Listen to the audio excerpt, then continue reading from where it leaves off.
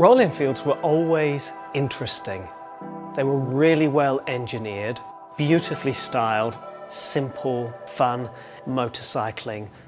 And there's just something about the new ones where inspiration has been taken. More than anything though, they're just wonderful motorcycles to ride.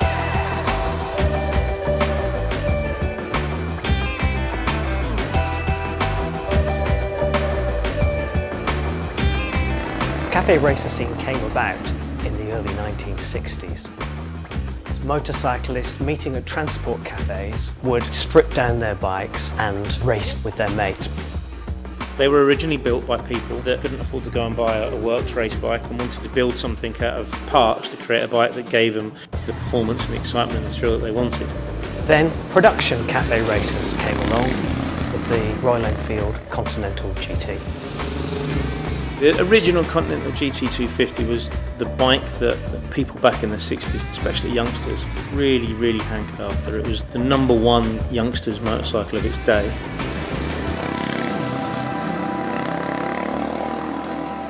And when we did the 535, we created a great handling little motorcycle that I think captured a lot of the essence of what the 250 had. Royal Enfield wanted to make sure that the GT535 was authentic to the history of machines they'd made in the past. It had the look and the riding position and the feel of a single-cylinder air-cooled engine, but it was always envisioned that it was a motorcycle that people could customise, could make their own. And that's still very much the case with the 650 Twin GT. We looked at GT and what made that cool, bit about those products that people really loved. Something that was instantly fun. We didn't want to do something that was intimidating or overbearing. It wanted to be something that just naturally felt good to get on a ride. And so this product, we've taken the great bits from the 535, we've added in this fantastic new engine and evolved the whole thing. You know, this is a completely brand new product, a complete step change. For us, it was really important that this had a grounding in our past, it had an element of history in it, but also something that is a modern motorcycle that was right for today. This third generation takes it to a completely different level.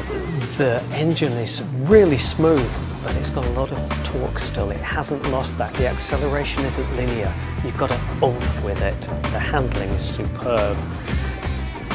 The rider experience was very much at the core of what we were trying to achieve. You know, we really wanted to create a bike that gave real involvement and engagement to the consumer.